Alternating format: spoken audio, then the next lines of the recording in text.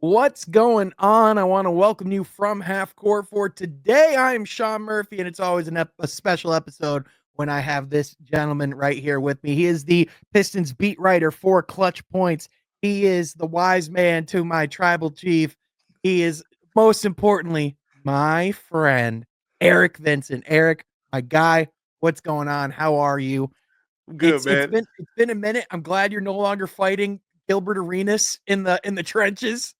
You Yeah, seem healthier after that. he been ducking me now. He's busy on the first take and whatnot. So he got on time for us clutch point beat reporters with all that. So it's He's all he's good, man. I'm happy to be here. he's busy making crucial arguments on first take, such as, well, the Lakers are my favorite team, so I Oh, think the Lakers will win the West. Lord, if That's I hear one more conversation of that, one more LeBron MJ debate, like just so enough. today's episode. We're going to be debating LeBron versus MJ. No, I'm with you, man. Some of the talk around the NBA has been ridiculous, but we always appreciate the people that do it well, and you are most certainly one of them. Always enjoy seeing, always love seeing you at games. You're my guy. Always end up sitting next to each other, which is always a blessing. We started around the same time in the media room, and you've always been a great friend, a great reporter. Love talking hoops. So just appreciate you coming on, man, for real. Thanks, man. It's an honor to be here, man. Always gonna be a good time. Let's get to it. Oh, heck yeah, man. Let's do it. And it's tough because it's like we could literally do a whole thing on the rest. Like we both talk wrestling a lot too. It's like it's hard to talk about basketball in a world where John Cena's a heel. Yeah, You know what I'm I'm hoping saying? we got some time for that soon. Yeah, we we gotta squeeze that in. Oh yeah, absolutely. Maybe at the end we'll squeeze in Man, some predictions for those hardcore nerds that are sticking around. But let's first, do it. this is from Half Court, where we're not talking wrestling for that quick little bit. We do mainly talk Pistons and NBA basketball. If you like that, if you like the video, subscribe to the channel, and also be sure you're hitting the notification bell so you're not missing when our content's coming out. Also, be sure you follow us both on social media so you're not missing any Pistons coverage. You can follow Eric at I am Eric Vincent. You can follow myself at Sean Half Court. Be sure you also go to Clutch Points to check out Eric's articles and written coverage on the Detroit Pistons as well. Does all sorts of good stuff. You also have a YouTube channel / podcast that you do as well. Can you remind me and the people at home where they can go to find that? I do. It's Top Title Detroit. I get a lot of clips on there, little pregame and postgame stuff from the Pistons, quotes from JB Bickerstaff, any kind of highlights that go up, and of course my feedback too as well from what I see on a day-to-day basis. So I'm gonna try to get some more coverage of that up soon. But please go ahead and check me out, Top Title Detroit. I would love your feedback and I would love your support over there. Yes, sir. Yes, sir. Be sure and go subscribe over there. Eric, I want to start, because you and I, correct me if I'm wrong, but last year was both of our first year in the Pistons media room. This is year two for both of us. So we were there in the dog days, and we're here now on this unprecedented run, that the Pistons have been on. From your perspective, what's been like the biggest difference, from the players to the coaching staff, like being around both years? What's the biggest difference that you can tell just from, an energy cultural standpoint? Like what do you think are some of the biggest things that you notice from last year to this year? Because to me, it's like it almost feels completely night and day. It really is, man. It's a lot of buy-in and it's a lot of follow-through of what we've heard. It's not irregular to hear coaches and players and the ownership say, "Hey, we want to take that step. We want to be winners. We want to do this. We want to do that." JB came in and said, "Hey, we want to help establish an identity. We don't want to skip steps. We want to take all the necessary growing steps to be the winners and the roster and the Pistons franchise that we want to be." And we're seeing it actually happen. It's crazy that he literally predicted. He said, by March, we want to establish and have people say that's Detroit basketball.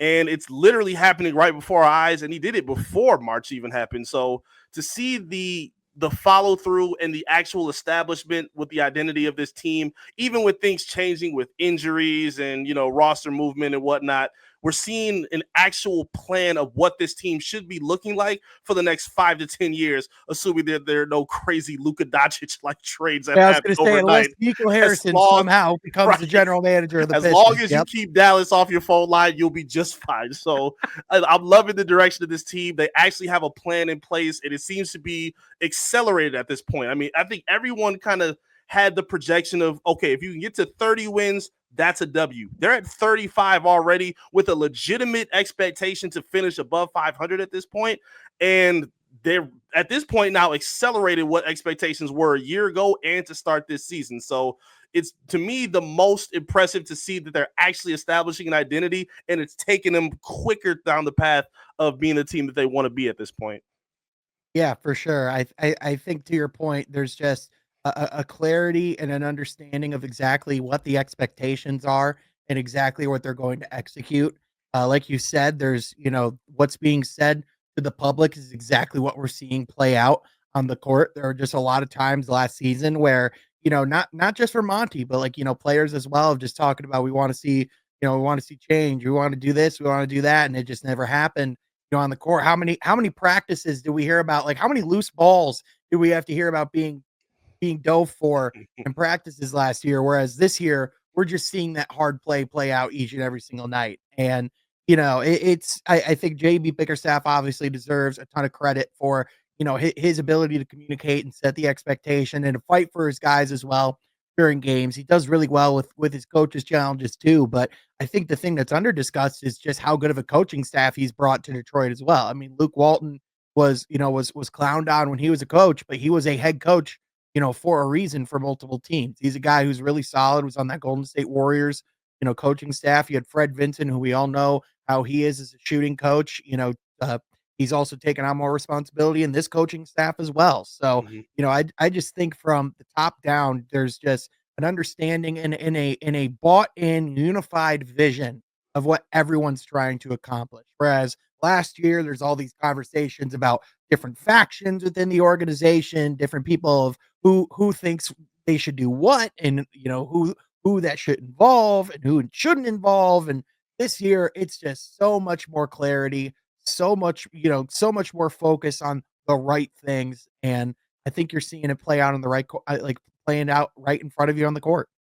There was always so many questions, even outside the Pistons, just in the NBA in general. It's always the question of how much do the players care, how much do the coaches care. There was a huge question of that from the start of Monty Williams saying a big part of me being here is the money. So now seeing guys like you said, yes, we heard the reports about loose balls, scrapping during practice and whatnot, but now you're seeing that from top to bottom. It's not even just the hustle guys like Beef Stew and Asar who are doing it.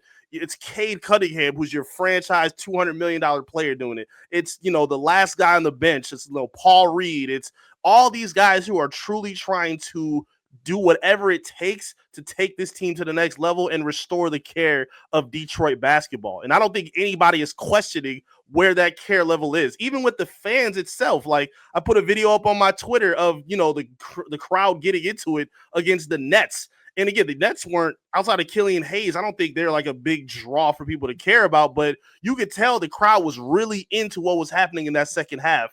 Or JB Bickerstaff, the way he stands up for the entire game. Like, and even when the second guys come in, or the second unit comes in during a blowout, you have the starters and the vets clapping on other guys and helping them and coaching them up, all so they can all be bought in to this foundation and to be bought into what this identity is supposed to be. It's just cohesive from top to bottom, which is extremely rare in the basketball world. So, like, it's not just one guy that's lifting everybody. It's from top to bottom.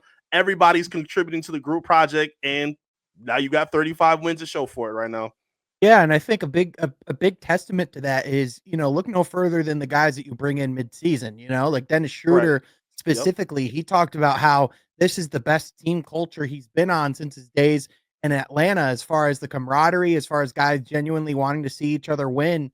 And think about it. This was a guy who was in Golden State right before he came to Detroit. Like, he came from what was supposed to be one of the elite cultures in the elite locker rooms in the NBA, and he's coming here saying, "Man, these guys all just want to see each other succeed. They don't care how many points they get. They just want to go out and they just want to win, and they enjoy playing together. They enjoy being together." That's something that has a massive impact as well. I mean, this is a group of guys that have a level of joy and fun playing the game that just wasn't there last year. And when you talk about like the importance of that joy, like winning is fun, and fun, winning is fun and fun is winning. You know what I'm saying? Like that's a group that is really figuring everything out. And the thing that's so impressive is their record is only getting better as the season goes on. Like there's no like that reality that like kind of like that taste of reality hasn't really come for this team. If anything, they're just getting better as the season goes on. And they're doing it through struggle and try and tribulation as well. Again, with Jay Ivey going down, 20 plus games in the season, and they haven't really missed a beat since. Asar has picked up his level of play. Jalen Duren has looked like a star with his level of play. Isaiah Stewart has been one of the best, defenders in all of basketball. Malik Beasley, he kind of echoes the sentiment of what you were just saying, because how many people have you heard say, yo, don't trade me, I want to stay here in Detroit and keep this thing going? Like, everybody is truly brought in and bought in, and you're seeing them actually go in with that care. Tobias Harris, again, we all knew that he could score the basketball, and we knew that he had, value as that. But I've been saying all season, he's playing his best defense of his entire career, and that comes with care and coaching. JB Bickerstaff has, installed this mentality, and he talks about it all the time in postgame and pregame. Defense is what we hang our hat on. Cade talks about it too. All the guys talk about it. Defense is what is going to make us be the winning product that we want to be, and it's happening right in front of their eyes. So even when like their half court sets get kind of stagnant or the 3-point ball is not there, when they get stops and they can play and run in transition and use that youth and that athleticism and that speed, that is what their true identity is. That's been some of the best highlight plays we've seen. Like when Cade, picks off a steal, or Lasar gets a steal and he can throw a lob off the glass to Lasar for a dunk against Minnesota. We're just seeing those kind of things play out, and it's all because of the defense that has been established. And the numbers prove it. They're one of the best teams in basketball in terms of their defensive rating. So Yep. this don't look like a fluke. This looks like something that's sustainable. They have a young nucleus. They have a great coach who should be coach of the year if everything trends in the right direction from here. And again, this is not what we really expected to happen as quick as it is, but it's an absolute treat. I'm loving it.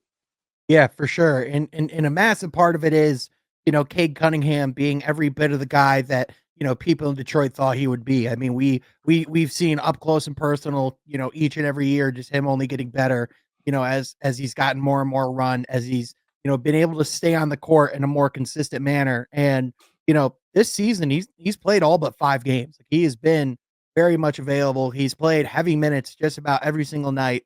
And he looks every bit the part as one of the premier players, not only in the conference, but in the league. I mean, I said on the podcast, or I said on social media a couple of weeks ago, second team All NBA to me is where the conversation starts with Cade Cunningham. I know people are like, oh, is he second or team or is he third team?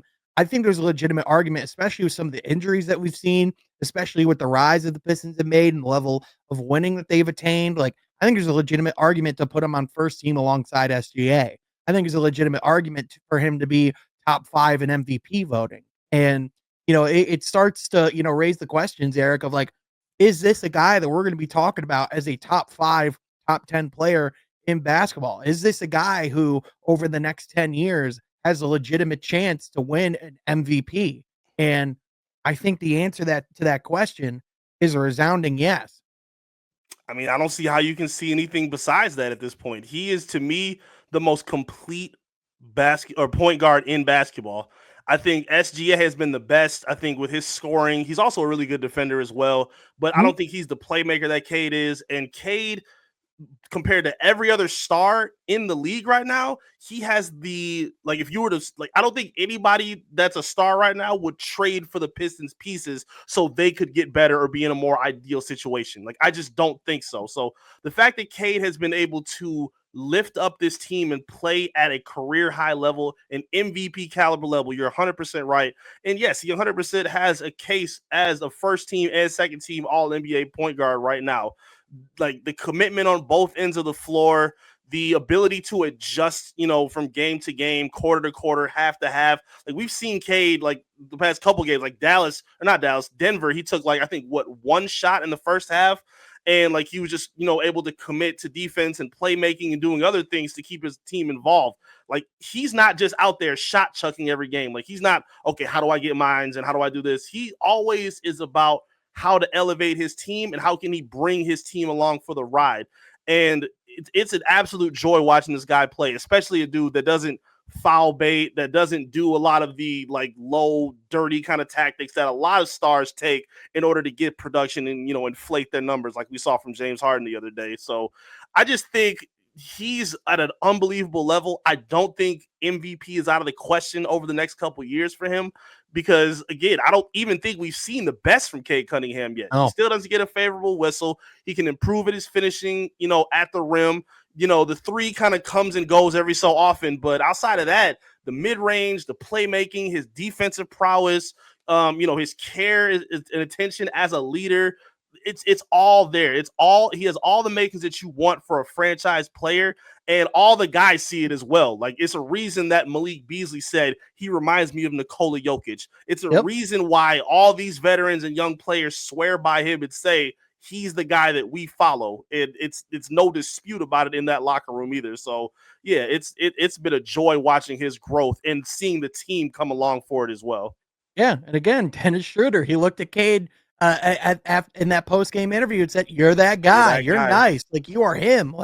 And again, that's a guy who's played with Steph Curry, LeBron James. He's been on several teams throughout the league and has played with several stars. He played with Jason Tatum. He played with Jaylen Brown, and he's saying, "You're that guy. You're nice." I mean, it's not an accident, man. He's Nope. he's doing all this stuff, and it's not fluky in any way, shape, or form. I wish we could have got a bigger stage for it during the All-Star game, which was a complete debacle of a performance. Because the way he was playing, you could tell he had a lot that he wanted to get off. Like, go at He, Wimby, he was one of the guys that actually wanted to play. yeah, absolutely. Like the young guys were the ones that were leading the charge, and to me, I was most excited to see. Like, yeah, like Steph is awesome, and I love seeing Steph. But like at a certain point, we got to get used to life without Steph, KD, and LeBron. And as so much conversation is coming up about who the next face of the league is, whether it's one, two, three, four guys, however many it's going to be, Cade Cunningham should 100% be in that discussion. Not just with the Mhm. production that he gives on the floor, but how he carries himself as a player, as a man, as a role model in the Detroit sports community. Like like we've seen guys in other teams. I'm not gonna say no names, but we've seen guys have to talk about their frustration as they go through the developments of being a young star. And Cade, who has been through more turmoil than anybody, has just rolled with the punches and said, hey, we just got to be better. Just give me what we got to do. Give me who you have, and we'll make something happen out of it. And, that's been his demeanor. That's been his moniker. And again, we're now seeing the best of, for his career thus far, with more to be desired at this point as well. He's not a finished product yet. Yeah, he's without a doubt one of the premier, United States born players in the league for the next decade plus. For And, sure. I think I would be interested because at media day, I got to ask Tim Hardaway Jr. about his experience of playing with Luka Doncic and if he sees any of that in Cade. And I Mhm. remember specifically he said there's only one Luka Doncic. I think the comparison looks more apropos after this season. Even Jason Timpf, who is the basketball pod host for the Volume. I'm completely breaking up hoops tonight. He's a very good podcast host, but he Mhm. broke down how Cade and Luca are very similar and how they both use their physicality and their leverage to get into the paint and to work close to the basket and to drive and to be able to kick passes out to open players. Like Cade's ability to like not compromise, always get to his spots. I think that's honestly what we've seen, from Cade this season is like realizing, oh, really no one can actually stop me. And I think another guy we've seen that from as well, you brought him up is, Jalen Duren. I think he truly realizes like, oh, I like as an athlete, no one can match me. and and there's nights where like when he goes, "Oh, they can't guard me." And he absolutely takes over. And then on the defensive end too, I mean, he had what, 10 blocks between the Brooklyn and Utah game. The Mhm. Clippers game was a bit of a stinker, but since the new year, Jalen Duren, I could argue, has been a top 5, top 10 center in basketball. Yeah, the argument is for sure there. I mean, he's been one of the biggest X factors to why they've been so good, especially over this second half of the season at this point. Like over the past month and a half, he's been absolutely tremendous. And again, it's not even just on the defensive end where you highlighted it. Like his shot blocking has been fantastic. He's playing passing lanes a lot better. He's back in double digit reboundings.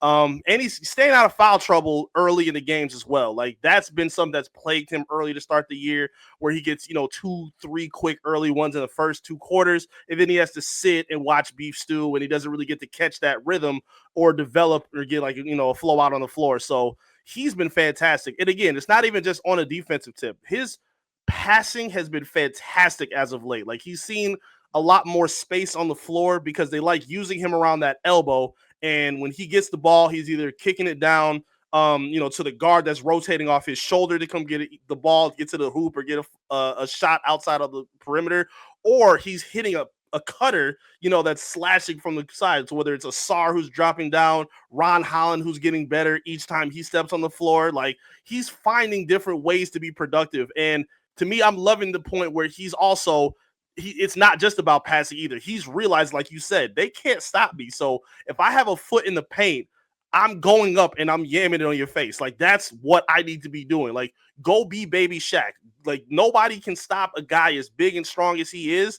And like that kind of imposing power, it wears on your defenders as well. He had a bit of a tough time against Zubac last night, who's a pretty damn good and underrated center, but guys like Duren don't come, very often, especially in a league where centers are not prioritized like they used to be. So he's become a very intricate part of what the Pistons are doing.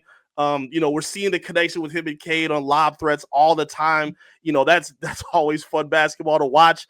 And, Yep. Seeing his game grow outside of that has been huge for this team. And it's serving the other guys on the floor with him as well.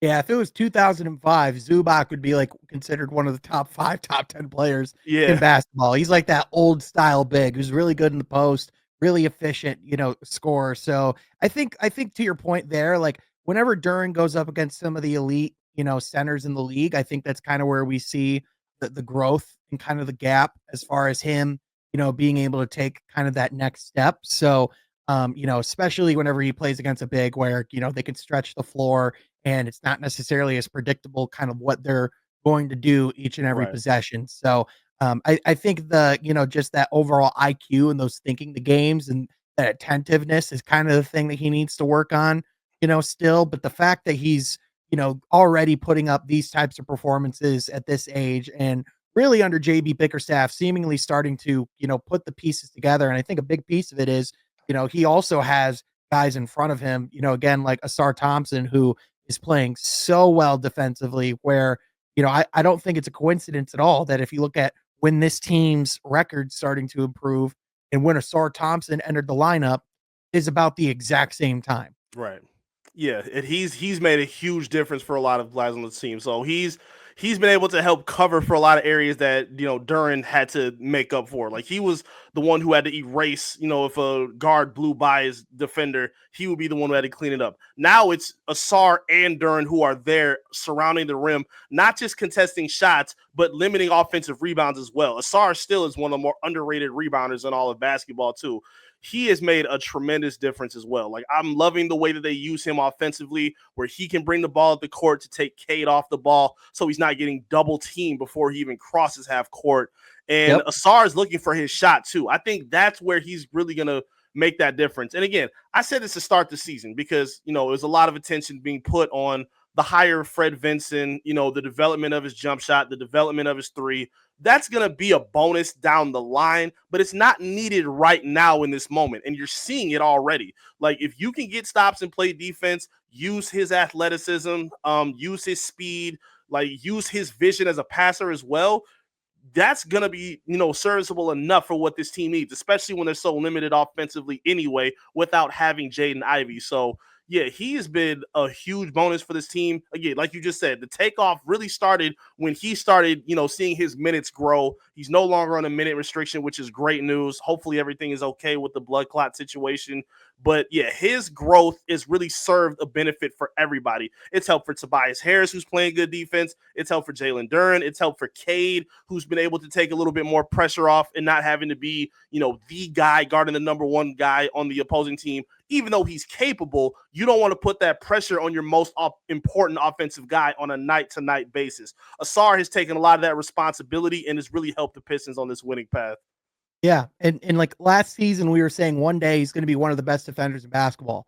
This season, we're saying he's one of the best defenders in basketball, Yeah. especially point of attack defender, you could put him in the top 3, top 5 right now. And he's elite in the passing lanes. He's really good at getting out in the fast break. He can literally be the lobber or the lobby. He is just he's a filthy athlete. Him and Amen both are just insane athletes. And they're not necessarily the same player. They're twins, but they're not, they don't play the same game necessarily. But I think if we've seen anything over the last few weeks, there's been a lot of conversation of, oh, well, Amen's ceiling's clearly higher than Asar's. I think their ceiling is just about the same, man. And the difference is Asar has a Cade Cunningham to play alongside. You just made my point that I was just about to make. I feel like Amen, even though he's phenomenal and I love his game, he has a little more responsibility put on his plate because Houston doesn't have that number one reliable scorer that they need on a night to night basis. So they need him to kind of put up 15 to 20 to help out a streaky Jalen Green, or if Şengün isn't as hot as he normally is, or like they have a lot of like up and down scores, which makes his, offensive prowess a little more necessary. And if from the games that I've watched, again, I saw it and I'll never forget this. I'll never forget watching Cade cook Amen Thompson in Houston when he dunked on 4 guys at one time. I haven't seen anybody do that to Asar Thompson yet. I have not seen him struggle. Again, I want to definitely ask him. Hopefully, we can get him with a post game soon. But I want to see what his welcome to the NBA moment was, where he like had to struggle with somebody of, oh, this person was better than I thought, or oh, this man was more crafty than I thought. We just saw him stand toe to toe with Jason Tatum, and outside of some threes that he was putting up off of screens from other people, he was, stripping them on occasion. He was challenging his shots. Like, he's making these top level scores work, and he's surprising a lot of them. I have not seen, at least myself, I haven't seen it yet. I have not seen somebody really challenge and push him as a defender like that, the way I saw Cade do that for Amen. No, Yeah. you're 100% right. Their ceilings are very similar because I think Amen is a little bit better of the offensive player, but I think Asar is the better defensive player. So, they're going to be on a similar timeline, obviously, but I think Asar's situation fits him better because he has Cade Cunningham, who's able to take the responsibility off of him as an offensive player, and then the same vice versa of taking the responsibility off Cade as a defensive player. Yeah. Whereas Amen, I think Houston's finding out very quickly. Amen's probably their best young prospect. Like, he is probably their Yeah, number one guy. And don't get me wrong, I think as an offensive player, he's shown the potential of, like, yeah, he can absolutely be that guy. But the fact that like Asar is as talented as he is, and he essentially just gets to be like a roaming Swiss Army knife, and essentially just get to play to all of his strengths, and really cover up his weaknesses. Because the fact that he's as, to your point, like with the 3-point shot of that being a bonus later on, the fact that he's as good as he is and a 3-point shot is not even a factor in his game says everything you need to know. Especially in the absolutely. modern NBA, where all we talk about is the importance of 3-point shooting, Right. analytics, all those things. So, yeah, I would argue the game at last night against the Clippers, he probably he struggled a little bit against Harden. Yet again, everybody did. The refs also definitely played a part in that. James Harden's really crafty. He got to the line for 20 free throw attempts, which, it is utter insanity. But at the same time, he is also one of the best scorers ever in the game. So if there's anyone that you're not really surprised is going to put up some points, it's a James Harden, because who else is shooting on that Clippers team, especially with all those players that were out last night? For sure. I'm happy the Pistons stood up to that, though. I'm tired of seeing Cade. I paid attention. I took a video of it like a month ago because everyone see those 2 huge scratches that Cade has on his arm. But if Yep. you watch after the game when he's sitting up on the podium, his both arms are just scratched, bleeding. Like, Yep. he's literally getting whacked every single game, and he's only going to the line like 4 or 5 times a game. Now, there have been some games where I think he's been shooting a lot more lately, but again, in this league where they're calling just these minimal foul calls for guys like Brunson and Trae Young and James Harden, who's the OG of foul baiting, like Cade getting smacked in the face, getting elbowed, getting his arm hit, getting tripped, and they just swallow the whistle. The consistency doesn't make any sense. And one of my favorite parts that we've seen from the leadership standpoint from Cade and JB Biggerstaff is their ability to fight and call that out. Now, they're not Yep. crashing out and like, saying, like going berating the refs, but they are drawing attention of, hey, Like, I respect Harden, but I don't respect the lack of calls that I'm getting when I'm trying to do the exact same thing. Or JB saying, it's tough for us to legally guard him when we're legally putting the physicality on him, and y'all just not saying anything about it. So, they're bringing the right attention to it, and it feels great to see a coach fight for his players, because again, it adds to that care factor that we questioned so much last season. And that's what's going to be needed if, you're going to be one of those teams that's earning respect on the way up in the league right now. Yeah, no, I remember last season specifically a time when Monty was asked about the officiating. I think the exact words were, "Oh no, I'm keeping my money." I think it was Yeah, something. that was I think it was nuts. something. Yeah, I think it was something along those lines. And the only other player I've seen have his arms roughed up and scratched up the way that Cade has is Nikola Jokic. Like those guys get absolutely hacked and just beaten up on the offensive end. I think the difference is Jokic has the MVP to get the respect of those whistles, whereas Mhm. I don't know what else. I think that's the really difficult thing about officiating and NBA refs is like in an ideal world, you would just call each and every play, and each and every player the exact same. But then you throw in the dynamics of stars and you throw in the relationships and you throw in the pressures of home and away stadiums. It is not an easy job to be an NBA official. And I do think most times they are trying to be as down the middle as possible, but sometimes they lose sight of those things. And I think there should be a little bit more to go, hey, wait a second. Why did James Harden shoot 20 times and the Pistons hardly even got 20 free throws as a team in that one? Oh, yeah, they didn't even get 20 free throws as a team. James Harden had more free throws individually than the entire Detroit Pistons roster. That's And insanity. that's not the first time that's happened to the Pistons No. this season. Not So, at all. Not at all. And this is something that they said before the season that they were going to look into. I mean, they saw the inflation of how many 4-point plays that were had, how many 3-point field goal opportunities were had just over the past few seasons, and they've limited that. Those have come down a lot. But you still aren't doing anything about foul baiting. You have guys who literally just drive into their opponents, flip their head back, scream, "Hey!" and they get a call. Like, there yeah. has to be some consistency with that, especially when you're looking at a guy who's actually getting fouled. Like, Cade's not acting out there. And I'm sure other Piston fans would agree. I don't think we want to see him turn into what Jalen Brunson does. Like, stick to that ethical hoops. Like, it's good for the game. It's great for the game because it's actually showing that you're not trying to take the easy way out when you have so much talent on your side. Nobody wants to see a free throw contest. Like, that's not fun for anybody. So yeah, the league needs to pay a little more attention to that, because this can't continue to be a trend over the next several years. Right now, it can't. Yeah, for sure. They made those rule changes, and then it feels like they just instinctively go back to calling the way in some ways, calling the game in some ways the way that they kind of used to. It's an Right. interesting dynamic, to say the least, for sure. But I think the big curiosity on everyone's mind, for this Pistons team is kind of the final month of the season. Is upon us now. Really, only like 20 something games remaining. For this team, I think less than 20 games now.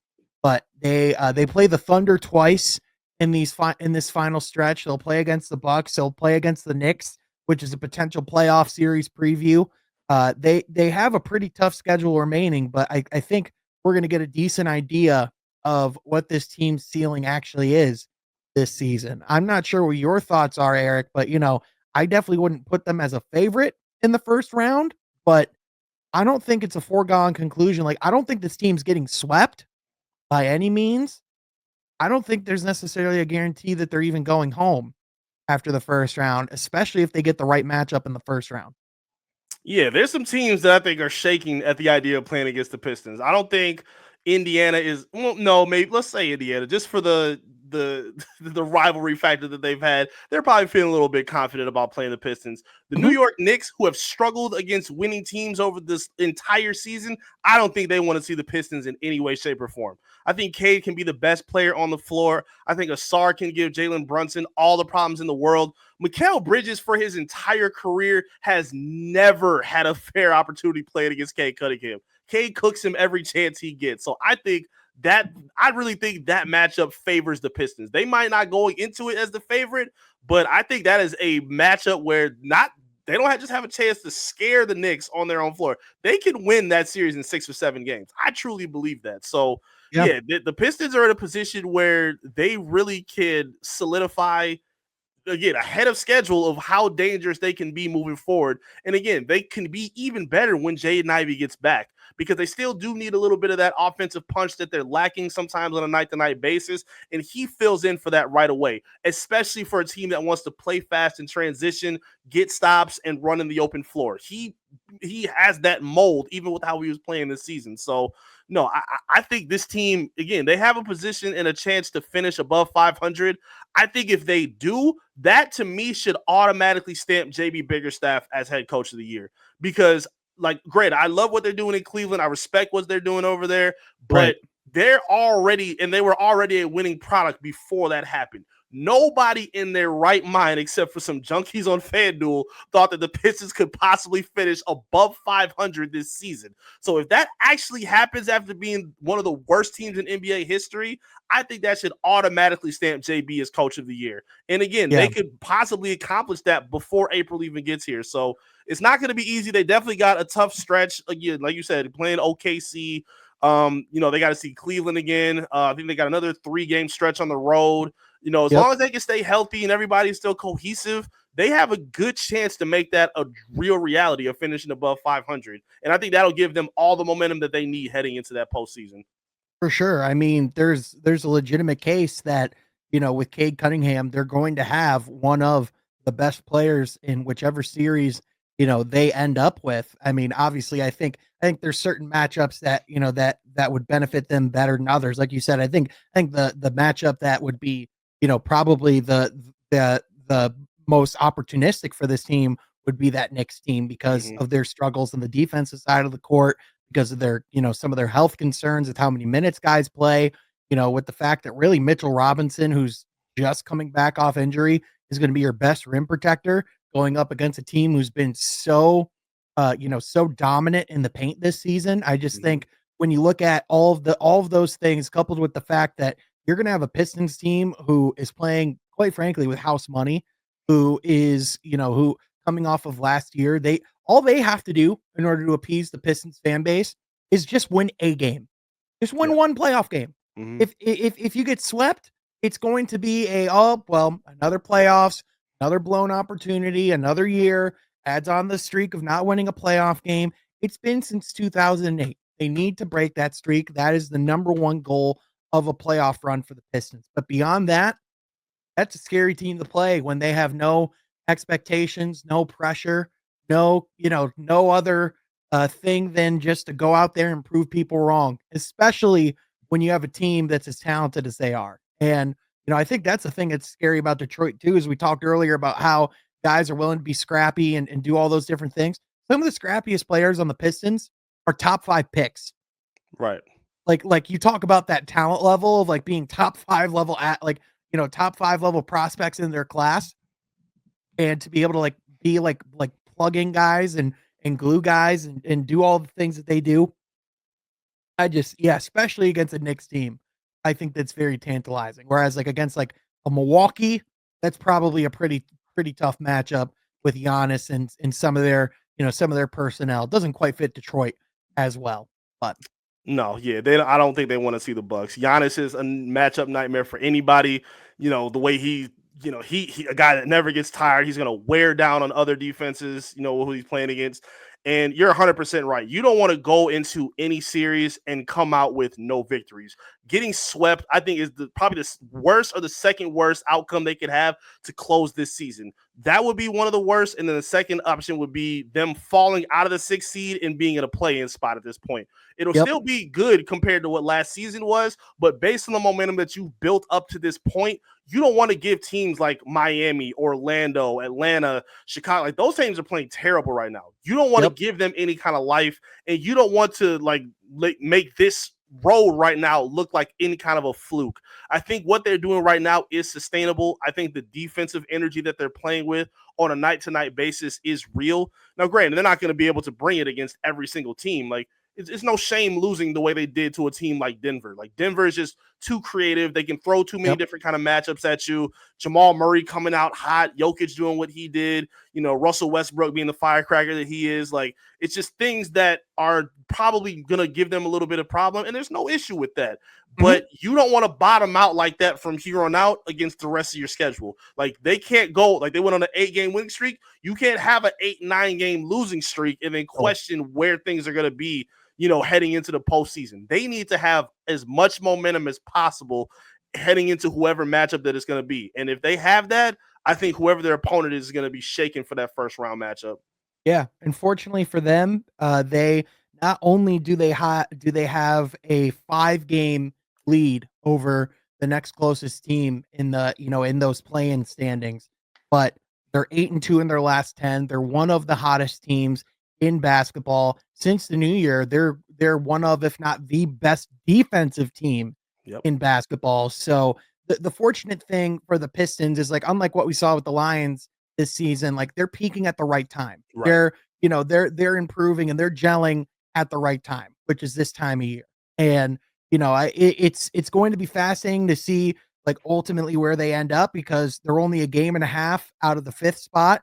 There's a Mm-hmm. legitimate chance, if they keep winning at this rate, that they could have that they could have home court advantage, in a playoff series. I think that's not, I don't really know how likely that is, but I mean, talk about if two Detroit teams had home court or home field advantage for a playoffs in the same year, what that would mean to this city is a massive thing. And I think the thing that you're really seeing this season is the evidence of how significant this team is to the fabric of Detroit sports and Michigan sports, really, for that matter. Like, the Pistons were a punching bag in the city, but also, throughout the country last season, and quite frankly, rightfully so, because of what they went through and what happened with them. But now that they're winning, now that they're prominent again, the way that you've seen the city of Detroit rise up and show up and show out in these games. I mean, Eric, I'm not sure about you, but this is some of the loudest I've ever heard the Little Caesars Arena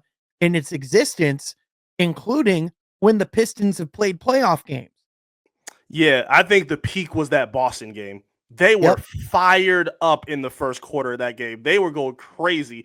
And this crowd, this fan base is so deserving of it, especially now that the Jared Goff chants have stopped inside of that building. I think you're Praise seeing, Jeebus, man. yes, you're seeing the real buy-in right now. Again, we talked about it from the players, the coaches, the front office. The fans are there with it too, giving Cade MVP chance, doing the shimmy from Malik Beasley, hyping up Jalen Durham when he, punches down a dunk.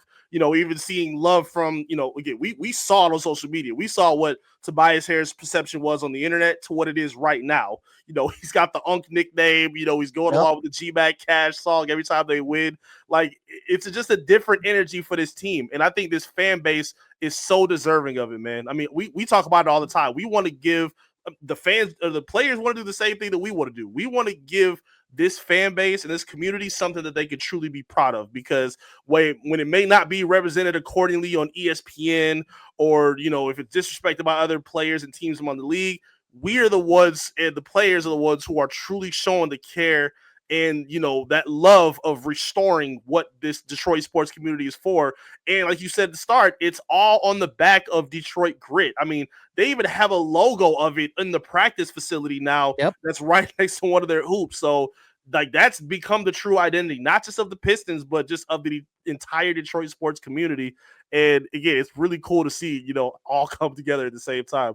Yeah, for sure. And I know Tom Gores is someone who's gotten a lot of criticism over the years, Yeah, especially, last season faced the sell the team chance and, yeah. all those things, from the fan base. But I think the thing that you got to give him credit for is the continual willingness to admit when it's not working, to change his strategy, to bring in the right people, and not being afraid to pay the proper price tag to fix your mistakes. I mean, how many times have we seen owners in this league, like, continue to meddle or double down on their errors, or, continue to just not figure it out. Whereas I think, for the first time under his ownership, we are seeing a Tom Gores owned Pistons team with sustainable life and a legitimate chance to be a contender in the years to come. Yep, and he said he kept his word too. Again, there's been a lot of follow through of what we heard this offseason. You know, it was a lot of Yep. conversation when they brought in Trajan Langdon. He said, I need to take a step back. You know, I need to make sure the right leader is here that can make sure that the next 10, 15 years for this franchise is going in the right direction. And he's done a good job of letting Trajan be that guy.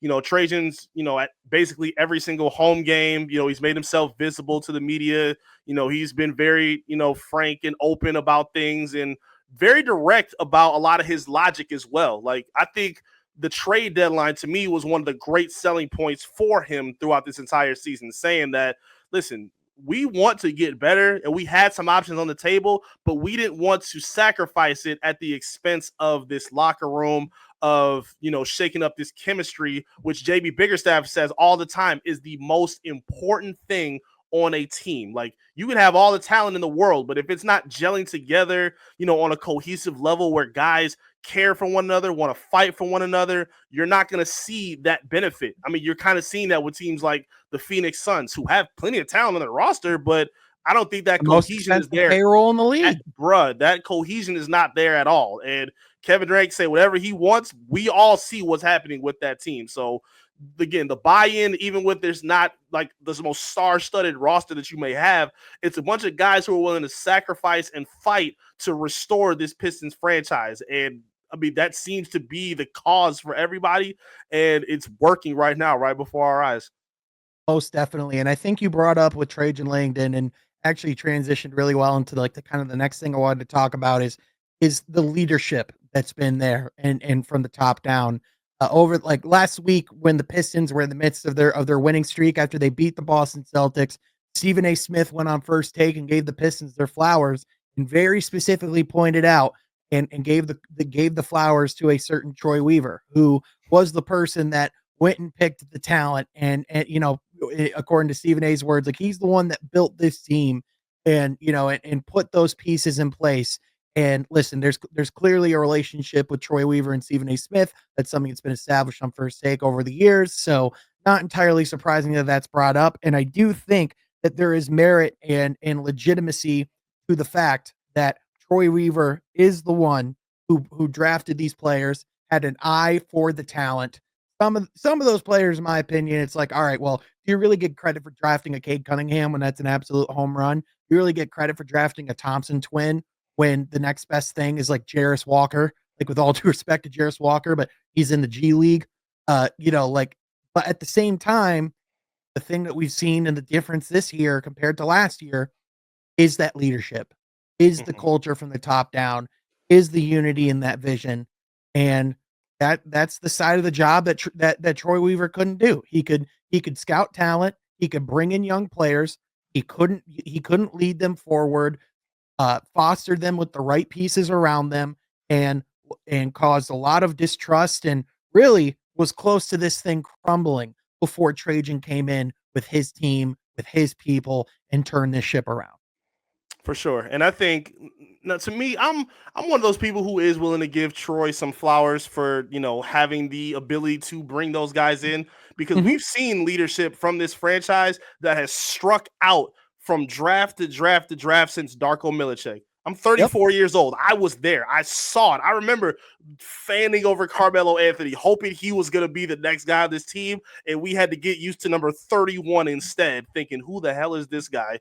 So I'm willing to give Troy a little bit of credit, but again, more important than bringing these guys in is how you grow that product as well. And he did more damage in terms of bringing and building those guys up with, you know, trading for a James Wiseman, you know, getting rid of a Sadiq Bey in the process, you know, bringing in guys or refusing to do deals like bringing in guys like Bojan and keeping them too long, keeping Alec Burks for too long, giving Marvin Bagley an extension when maybe you shouldn't have done it, for especially for 3 years guaranteed. Like, there's some things that he did that kind of neglected a lot of that growth, that questioned how good. Like, people were really questioning, is Cade actually as good as we think he is? Is Asar as good as he think he is? Should Jaden Ivey start or be on the bench? Like, a lot of those questions existed because of his inability to help develop and put the right pieces around those guys. And from the leadership now, Trajan Langdon, who again showed up on a pretty accelerated clock. He said it himself. Like, He said, like, we were kind of handcuffed with the draft, with, some players having their agents in their ears saying, don't pick up calls from Detroit, don't work out for Detroit. Bringing up Tobias Harris, saying one of the most important things about him was that he wanted to be here. Malik Beasley, the same thing. Like, how many other players had that kind of mindset entering free agency of looking at Detroit as one of those, primary or, likable destinations? It probably wasn't that easy for him. So his ability to bring in, again, pieces that people were kind of, questioning at the start has now looked like genius move from Tim Hardaway, who's a very underrated piece here. Yep. Malik Beasley's one of the best shooters in basketball. Tobias Harris, who's completely turned his perception around. Even Paul Reed, I don't think he gets enough credit for when he plays and how he's been so beneficial for this locker room and for this team. So, And he was just picked up off the waiver wire. exactly. They could have let him go after that. They picked him right back up and said, no, we want you to stay here. So, yeah, I think what he's done, Trajan, from top down, I think has been phenomenal. Again, from what the perception was in the front office before, like you said, from the factions where everybody was not on the same page, from roster construction to hiring of coaches. It was just a lot of things that were not stable enough. And now nobody is questioning that. And Trajan Langdon deserves a lot of credit for what he's been able to do up to this point. Yeah, most definitely. And like you said, it's the bringing it's when they did bring in the right veterans, they kept them for too long. Or then when it was time to bring in more pieces, it was like the Joe Harrises of the world, Oh my and gosh. and the Monte Morris, like Yeah. who's a good point guard, who's a solid player, but just at this stage of his career is not an impactful player, especially not to the level that Detroit needed him to be. Whereas this year, you bring in a Malik Beasley, a Tobias Harris, a Tim Hardaway Jr., all veterans who are, are consistently available and all had something to prove, which I think is really something. There's something to be said about identifying guys who have that motivation and that hunger. Like Tim Hardaway Jr. was like being blamed as one of the problems of Dallas. I think Yeah. now people would much rather go back to the days where Tim Hardaway was in Dallas if it meant that they couldn't live through what's going on right now, right? And Poor so, Dallas. Poor yeah, Dallas. like you said, I don't think there's any player from a personal player story perspective. I don't think there's a player who's had a better story this season than Tobias Harris, just in the Yeah. standpoint of just how historically hated and how bad he was treated on his way out in Philly and by the fan base from even from the organization. Like it was known before the season was over that he was coming to Detroit. Like that was a foregone conclusion. But like but everyone was like, "Oh, they got Paul George. That's an immediate upgrade." The Sixers wish they had Tobias Harris still. Like they hate that they made that deal. And I don't see anyone in the locker room of Philly calling Paul George Unk. I don't see people in Philadelphia talking about how glad they are to have him here. Not So, at all. Not yeah, at all. yeah. So, uh, just saying as far as that goes. So, I think, again, it was a really interesting point, brought up by Stephen A. I do think there's merit to the fact of like, I don't think Troy Weaver is, should be looked down upon as like, one of the worst GMs of all time by any means. No. He's clearly an elite talent evaluator, but it's kind of like how in football, where some guys are elite schematic guys, but they just can't be the head coach of a team. Like Troy Weaver is like he's a great scout. He's great with with identifying elite talent. He just can't be the number one guy running the show. He doesn't have the leadership abilities. He doesn't have the people skills that it takes. Just from the outside looking in. Like how like we. I think there's a lot to be said of when Troy Weaver had that moment with that fan in the stands last season, even though that fan was being a jackass. There's no denying that. But I mean, that is about as bad of a look as you're going to have as an executive in this league. I don't think that ever happens to Trajan Langdon. And Trajan Langdon is a lot younger than Troy Weaver. He's a lot more calm too. Trajan has like the most calming, settling voice. I don't even think I could ever see Trajan yelling at anybody in the crowd. Trajan has bought himself a lot of good clout with this team, with this franchise, with this base. And again, we all expected this because again, what his message from the start was we're gonna take our time. We know what the expectation is. We know people are thinking playoffs. We know people are hoping from wins of whatever number, but we just want to see the development go in the right place. Yep. And it's gone faster than expected. He even said it out of his mouth at like I think the 30 game mark. He said even they're a lot better than I thought we were going to be. So Yep. he's a big reason because of that. And again, it really just trickles down from, top to bottom. It's really, really cool to see because you don't see this kind of cohesion from a franchise. It's really something special that's brewing in Detroit right now. Most definitely. And the summer's where the fun's going to begin because you're going to see now, Trajan's going to have a lot of decisions to make. Some of them are going to be fun problems. Some of them are going to be really complex ones. I think as the season goes on, it'll be much more of a conversation after the Pistons are eliminated. But the biggest question is going to be, what do they do with Jalen Duren and Jaden Ivey's contracts? And, Mhm. you know, to what scale do they get aggressive and go out and try to be a player this offseason for that next available star on the trading market to put alongside, Cade and their young players. So, like when you talk about the level of where Detroit is at versus where they've been, it is, no other team in the history of the NBA has had this level of turnaround without adding a Hall of Fame caliber player to Mhm. their roster in the offseason. Like the last time we saw it was the Boston Celtics when they added Kevin Garnett and Ray Allen. With all due respect to Malik Beasley and Tobias Harris, they're not Kevin Garnett and Ray Allen. Yeah, it's rare to do. I mean, you see situations even like Golden State prior to KD, like they didn't have to make a super huge splash to go along with Steph and Clay, but it is kind of rare to see guys grow at that kind of point. But even with that being the case, I think the Pistons can kind of still kick their feet back and just see what happens because Yeah. while so many people are so interested in like demoting Jaden Ivey or finding a piece to move for Jaden Ivey, like why? For what? He has grown every single year that we've seen with this team. He is all in on the cohesion that they have together in that chemistry in that locker room. And he's proved people wrong with a lot of different areas in terms of being a three-point shooter.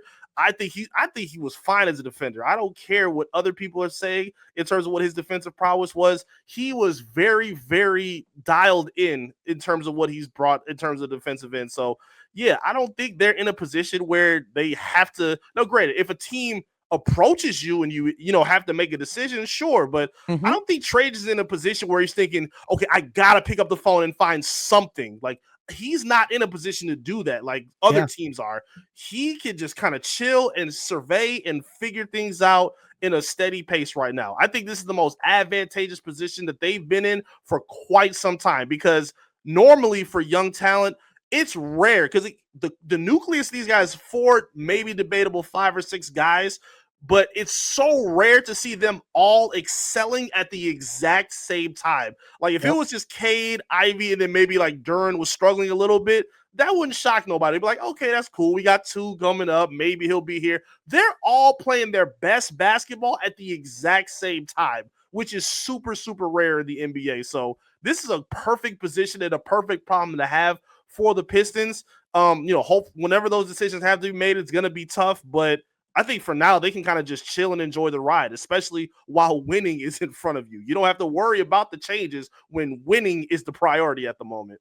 And especially with guys like Jaden Ivey and Jalen Duren, you're probably going like, don't get me wrong, I think they're going to get paid in some fashion. Like I think the Pistons are, between the two of them are gonna have to back up a Brinks truck. But I think you're gonna be able to, especially, the unfortunate situation with Ivy, like, with the injury, but you're gonna be able to bring him in on a pretty flexible deal where you can pay him like, like a young star, but in the same light, have flexibility, like you said, of, maybe down the road if something's offered or if you truly if you have a solid sample size, like to Mhm. your point, this is only his third season, and Right. in the 30 games that we did see of Jaden Ivey, he was playing the best basketball of his life. Yep. All the concerns about, oh, can he be a 3-point shooter, he was shooting 40% from three on 5 attempts per game. Yep. Oh, can he be an elite, can he be a solid defensive player? This Pistons team was winning when Jaden Ivey was on the court. Yep. Oh, can he fit next to Cade Cunningham? Him and Cade Cunningham were putting the pieces together and were a really dynamic backcourt. And their Yep. answer was a resounding yes. And this Yep. team is objectively better when they have the ability to have Cade or Ivy as your primary initiator all 48 minutes. Like whether or not Ivy comes back this season, to be honest, I think the answer is probably no, just because it's a lot of pressure to put on him. And also, you talk about messing with the cohesion, working in a player that even though they love and knows the system and they've played with before, bringing a player back into the lineup this late in the season with this much pressure is just something that I don't think is worth doing, especially when he has a contract situation coming up in the summer. So I just think it makes no sense for both parties. But, when you talk about like what next season looks like and things like that, like you have a very promising future with him, and it's not out of the picture for him to be in those all-star conversations going forward either, especially when every coach or executive or everyone that's been around Jaden Ivey has all said the exact same thing, which is that dude is a menace as a worker. If anything, he needs to be on the court less.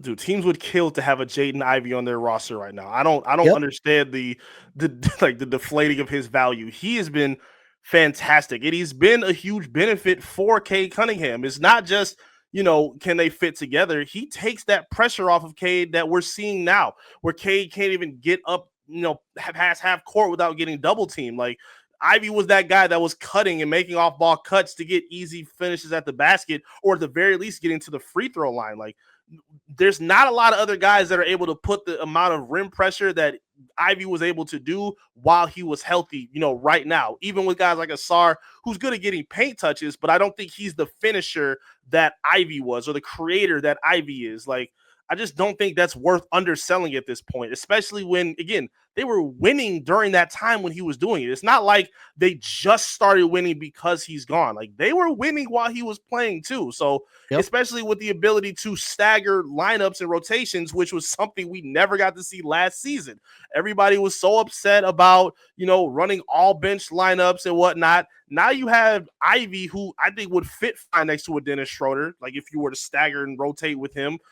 Same thing with Cade as well. I just think he gives you so much flexibility and offers a lot of what they need, because while the Pistons are one of the best defensive teams in basketball right now, they are still somewhat limited offensively when things are quiet. If Cade is getting pressured a lot, they don't have a whole lot of other guys. Like, you don't want Malik Beasley being your next best creator. Like, Ivy can be that guy to kind of lift that pressure off of him, especially if the opponent is on a streak. If they're on a 6-0 run or an 8-0 run, Ivy's speed is so electric where he can just cool that off a little bit by getting to the rim, getting a foul, and knocking down 2 free throws, or finding an open guy that helps collapse for a dunk for Duren, or an open 3 for Tim Hardaway Jr. Like, I don't know, man.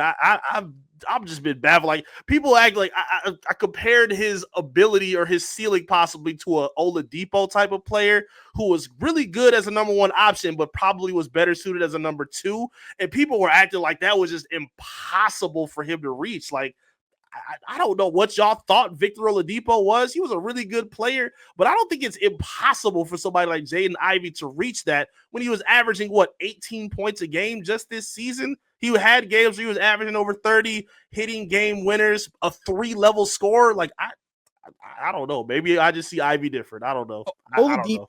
Oladipo probably has one of the when you talk about like his overall image and legacy and things like that, that one season in Indiana is really doing some work, man. That 7-game series we went up with LeBron. Yeah. Right. Yeah, like that one season is carrying a lot of weight, because as good Yes. of a player as he was, he just was not that level of difference maker outside of maybe one other year in Indiana. And even Right. then he tore his ACL, or had like a severe injury before that. So some of it's injury, but all right, Eric, we got a solid hour in a basketball talk. Before I let you go, we promised it at the beginning.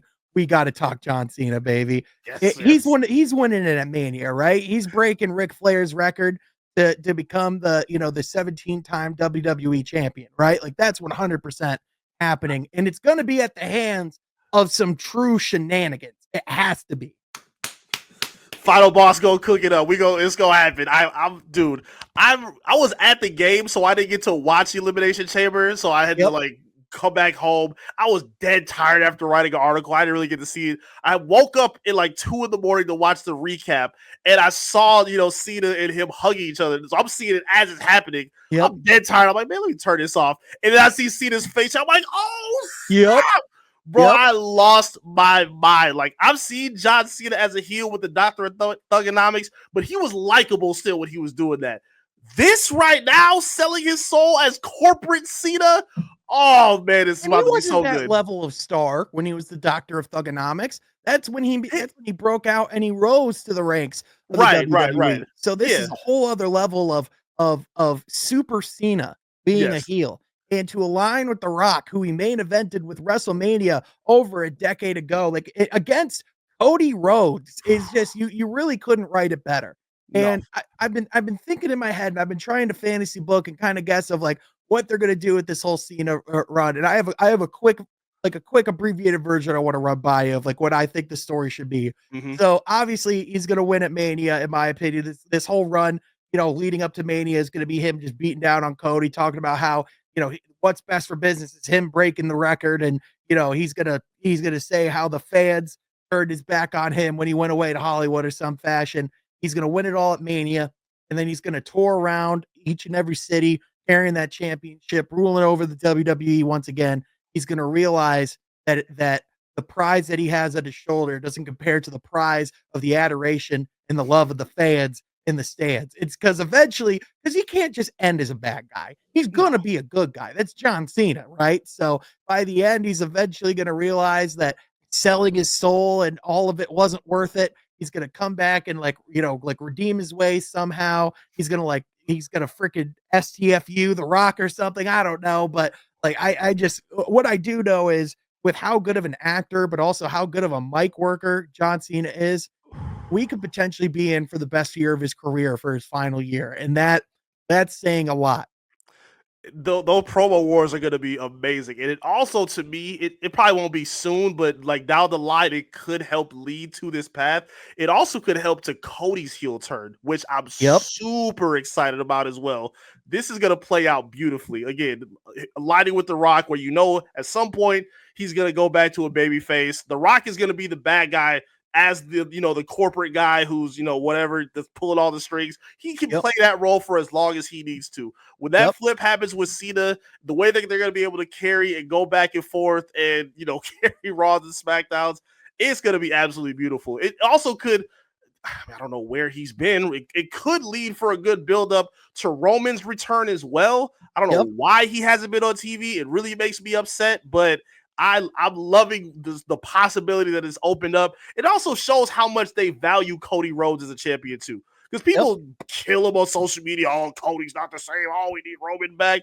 The fact that they have him in the middle of this kind of storm shows that they want to build him as one of the best baby faces ever. And I think it's going to play out that way, man. I am so excited to see where this goes. Well, and the fact that you have that much of like a true good guy baby face, being that way for as long as he is, and to still have the backing of the vast majority of the entire WWE fan base, Yep. and to be as good as he is, just speaks everything to how just how good Cody is. But also, like you said, the fact that they're willing to turn their two biggest stars of all time heel and be the villains to Cody's story says everything you need to know about how where his trajectory is and how high up he is in the rankings. And all I'm going to say is this: if we do not get at least one more CM Punk John Cena match on this run, especially a babyface CM Punk with a heel John Cena, Yes. to see those dynamics for CM Punk Yes. to be able to go, everything I said about you, I was right all along, like all along, to have that feud. Oh, absolute, absolute chills. I also think you could do something with the Wyatt Six with John Cena as well for like a brief bit too, because of the Bray Wyatt stuff Mm-hmm. and how everything he said was true as well. Like I think there's something to that too. But like I mean, you could literally do anything with a heel. Like that's the thing about a heel John Cena. It opens each and every door again as a brand new, fresh scenario. Because we're not getting the rise above hate. We're getting the I'm the biggest hater, John Cena. Everybody got the spirit of Kendrick Lamar coming in, man. I'm Yep. excited. I cannot wait to see how this plays out. And listen, all I'm gonna say is you better not let Travis Scott hit anyone else's eardrum. Yeah, Travis, your band, buddy. Oh my It's no more dude, like Travis. he is gonna wrestle at some point, and that's gonna be really fun to watch. But in the same light, like bro, that slap against Cody, it was the dumbest thing you could have possibly done. Could you imagine you screw up all of this momentum, all this heat because of a freaking Travis Scott smack to the eardrum? That would have Like, been so tragic. He can fight Drake. Let's put Drake in the ring. Let Travis smack him in a cage. That'll be absolute gold. No holds barred. Put some weapons in there. Drake go try to climb out. Get rescued by owls and whatnot. I'm all for it. Get Travis back in there with Drake. all of a sudden you just hear "Not Like Us." By God, it's Kendrick Lamar. That's all we missing from Mania. Make it happen, Hunter. Make it happen. Oh my gosh, get those guys in Hell in a Cell. That would be great. But Eric, for real, my guy, always love chatting with you. Whether it's on the pod, whether it's in real life. Yes, sir. You're one of my favorite guys, man. I appreciate you a ton. Thanks so much for coming on and making the time. Love you, buddy. Thanks again for the time, man. This really means Yeah. a lot to me. Everyone tuning in as well. We appreciate y'all for being here, man. This was a good time. Yeah, absolutely. Love you too, man. And love each and every one of you that listen and subscribe to this podcast. Be sure you are subscribed so you don't miss when we have content coming out. Thank you for listening. We'll catch you guys next time from Half Court. Be sure you're subscribed.